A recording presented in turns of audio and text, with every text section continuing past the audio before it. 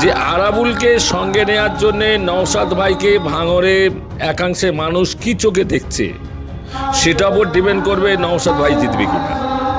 আর শওকত সে যাই হোক না কেন সে লুটপাট করে কোনো পলিসি খাটিয়ে সে তো জেতার চেষ্টা করবে। ফলে সেক্ষেত্রে সন্দেহ আছে 50-50। অর্থাৎ আরাবুল যদি জিতে 4 তারিখে কয়েকদিন বা 2-1 মাসের মধ্যে সে আবার গিয়ে যে দিদির পা দুটো ধরেই ক্ষমা চেয়ে তৃণমূলে ঢুকবে না, এই গ্যারান্টি ক্যানিং পূর্বে কোনো মানুষ দিচ্ছে না, আমি যেটা যতদূর জানি এবং যতদূর জেনেছি। ফলে সেই ক্ষেত্রে আরাবুলের ক্ষেত্রে টাপ আছে। আমি বারবার বলে এসেছি, দাদা পীর কেবলা রহমতুল্লাহকে আমি শ্রদ্ধা করি, সম্মান করি,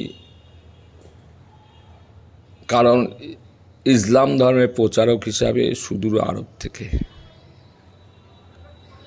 আল্লাহর ওসিলায় আল্লাহর নির্দেশে তিনি এখানে এসেছিলেন। সেই ক্ষেত্রে পরিবারটা অনেক দামি, অনেক মূল্যবান।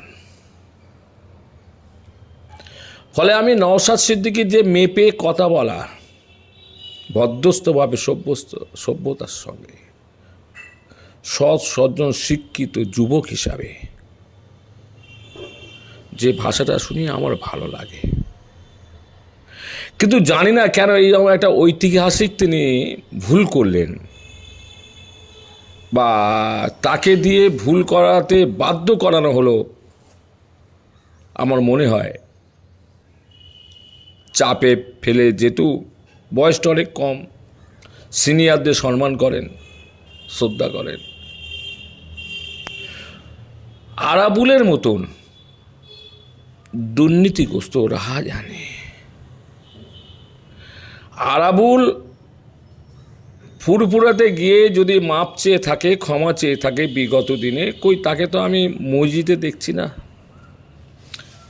তাকে তো সেইভাবে নামাজ পড়তে দেখছি না, আল্লাহ হতে দেখলাম না। তাহলে সে পরিবর্তন হয়নি।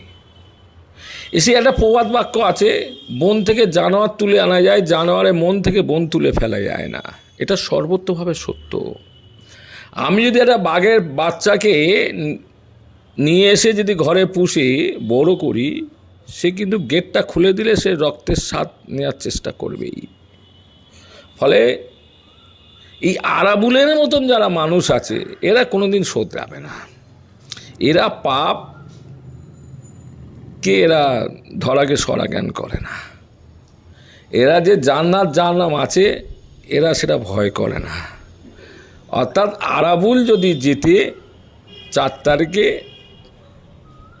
কয়েকদিন বা 2-1 মাসের মধ্যে সে আবার গিয়ে যে দিদির পা দুটো ধরেই ক্ষমা চেয়ে তৃণমূলে ঢুকবে না, এই গ্যারান্টি ক্যানিং পূর্বে কোনো মানুষ দিচ্ছে না, আমি যেটা যতদূর জানি এবং যতদূর জেনেছি। ফলে সেই ক্ষেত্রে আরাবুলের ক্ষেত্রে টাপ আছে। আর নওশাদ ভাইকে বলবো, আমার শুভেচ্ছা থাকলো, নওশাদ ভাই জিতলে আমি খুশি হব।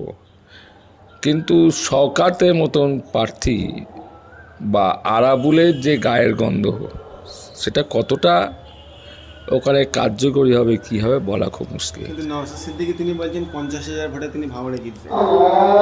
বলতেই পারে, আশা করতেই পারেন। সে শওকত 1 লাখ ভোটে যেটা আশা করতেই পারে। মানুষ রায় দিয়েছে ভোটের বাক্সে। মানুষ হচ্ছে ভোটের বাক্সের সব থেকে বড় দিক নির্ণয়কারী। অর্থাৎ মানুষ কতটা আরাবুলকে দলে নেওয়ার জন্যে সন্তুষ্ট, এটার উপর ডিপেন্ড করবে নওশাদ জিতবে কিনা। আর শওকত সে যাই হোক না কেন সে লুটপাট করে কোনো পলিসি খাটিয়ে সে তো জেতার চেষ্টা করবেই। ফলে সেক্ষেত্রে সন্দেহ আছে 50-50 কে জিতবে বলা খুব মুশকিল। আমি চোখে দেখিনি। এমনিতে আমার শরীয়ত বলে যে চোখে যেটা দেখছো সেটা বিশ্বাস করো না, অন্তর দিয়ে দেখার চেষ্টা করো। সব চোখে দেখিনি সোজা, সে তো বিশ্বাস করার প্রশ্ন নেই, কিন্তু অন্তর দিয়ে যেটা দেখছি, আমি যেটা বলছি বারবার, যে আরাবুলকে সঙ্গে নেওয়ার জন্যে নওশাদ ভাইকে ভাঙড়ে একাংশের মানুষ কি চোখে দেখছে, সেটা ওপর ডিপেন্ড করবে নওশাদ ভাই জিতবে কিনা। আমি বারবার বলছি, আরাবুলকে সঙ্গে নেয়া বা আইএসএফ নেয়া এটা ঐতিহাসিক ভুল।